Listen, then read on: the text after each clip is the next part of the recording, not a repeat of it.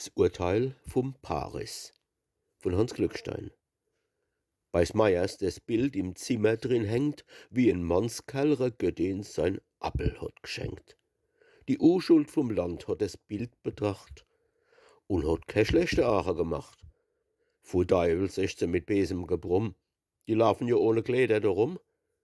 Die Hausfrau, die hat das Gebrockel kehrt und das Urteil vom Paris auch gleich erklärt. Der Jüngling, der hätt noch vielem Gebabbel de schönst von dene drei dat einst geschenkt, de Appel.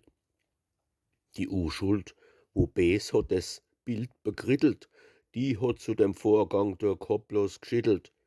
Nee, meinen Sie, Frau Meier, ganz ungelogen. Für 'n Appel hätt ich mich nicht ausgezogen.